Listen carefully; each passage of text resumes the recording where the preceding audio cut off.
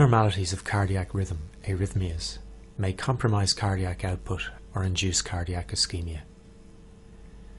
Appropriate treatment of an arrhythmia depends on accurate diagnosis of the type of rhythm disturbance present. Before we go on to discuss arrhythmia diagnosis, we need to briefly revise some relevant principles from cardiac physiology. We will focus in on the SA node at the cellular level to illustrate these principles.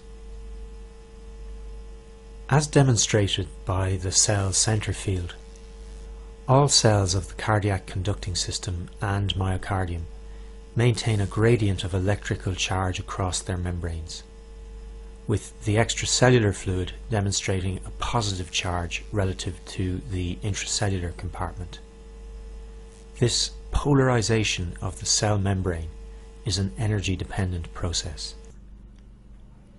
However, as shown here, virtually all electrically active cells in the heart have the capacity to spontaneously and rhythmically open ion channels in the cell membrane, with consequent equalization of charge. This capacity to periodically depolarize their membrane in the absence of an external stimulus is termed automaticity. As the membrane spontaneously depolarizes, a threshold is reached and an action potential is generated, which propagates out to surrounding cells, ultimately triggering depolarization of their membranes.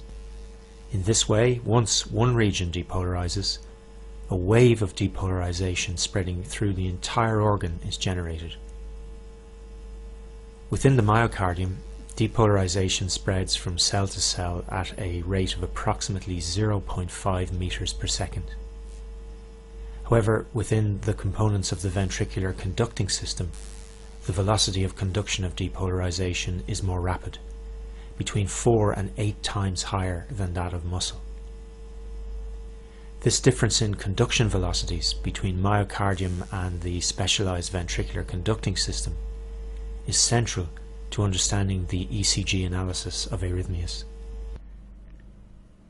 Cellular depolarization in conducting tissue and myocytes is followed by a slower phase of repolarization, and during much of the latter process the cell is refractory to further stimuli. During this refractory period, the cell will not depolarize either spontaneously or in response to an external stimulus. Cellular automaticity and the existence of the refractory period are crucial to understanding cardiac arrhythmias. The cells of the SA node have the highest rate of periodic depolarization, and therefore under normal circumstances the SA node drives the heart rate. However, if the SA node is damaged, other foci within the conducting system or myocardium can take over pacemaker function and drive cardiac depolarization. As one moves further down the conducting system away from the SA node, the automaticity of these latent pacemakers decline, and the heart rate generated by them will tend to be lower. When studying the videos in this section, it is very important that you are clear about one thing. In this section, section 4, we will only deal with the ECG diagnosis of arrhythmias in the presence of an intact ventricular conducting system. The diagnosis of arrhythmias in the presence of altered cardiac conduction is more challenging and must wait until section 5.